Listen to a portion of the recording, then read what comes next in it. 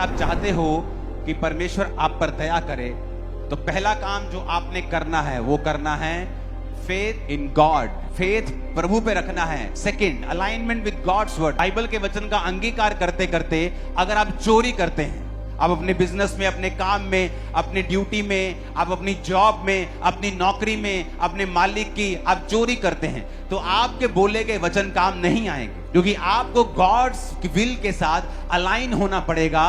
कि अगर आप चाहते हो कि आपके बोले गए वचन एक फल को पैदा करें और वो व्यर्थ ना हो। के बोले गए वचन बीज हैं, आप जब बोलेंगे वो आएंगे, फल आएगा, लेकिन आपको अपने बोले गए बीजों की, अपने बोले गए वचनों की रक्षा करनी पड़ेगी, और रक्षा होगी आपके चरित्र से, आपके कैरेक्टर से। अगर आप गाली निकालने वाले व्यक्ति हैं, आपके बोले गए शब्द कभी भी फल नहीं लेके आएंगे जो आप परमेश्वर में बोलेंगे। आप अगर व्यभिचार में हैं, आप कभी भी परमेश्वर के उस प्रभाव को, उस ग्रेस को अपनी लाइफ पर कभी नहीं देखेंगे, चाहे आप परमेश्वर के घर के पुलपट के ऊपर क्यों ना खड़े हो। तो अलाइनमेंट विद गॉड्स विल ये बहुत इंपॉर्टेंट है। आपको परमेश्वर की इच्छा में चलना है, क्योंकि ये कोई टोटका नहीं है कि आप ऐसे शब्द बोलेंगे तो ठीक हो जाएंगे। ये टोटका नहीं, अगर आप ये टोटके की तरह इस्तेमाल करेंगे आपकी लाइफ में कुछ नहीं होगा। तीसरा, तुम्हारा purpose should be God's glory. तुम्हारे जो पर्पस है, तुम्हारा मांगने की जो मोटिव है, वो प्रभु की महिमा होना चाहिए। हन्ना ने कहा, प्रभु अगर तू मुझे बेटा देगा मैं तेरे भवन में दे दूंगी।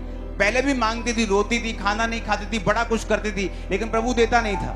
लेकिन जब उसने प्रभु की महिमा के लिए कुछ मांगा तो परमेश्वर ने उसको बेटा दिया, और उसके बाद उसको और बेटे और बेटियां भी दी। तो जब आप इस वचन को पूरा कर रहे होंगे कि मुझे एक्नॉलेज, विश्वास करना है, वचन पहचान लेना है जो मुझे बोलना है, वचन को पहचान कर विश्वास करना, दूसरा अंगीकार करना, तीसरा रिजल्ट है जो अपने आप आ जाएगा।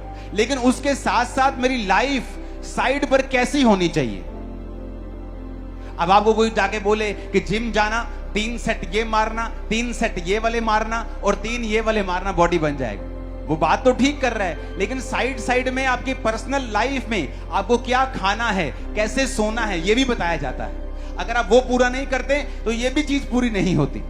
तो साथ साथ में परमेश्वर ने कहा, मुझ पे विश्वास करना, वचनों के ऊपर नहीं, जो तुम बोल रहे हो अपने शब्द, मुझ पे विश्वास करना, मेरी इच्छा के साथ चलना, और तुम्हारा मकसद मेरी महिमा होना चाहिए। ऊंची आवाज से बोलो हालेलुया।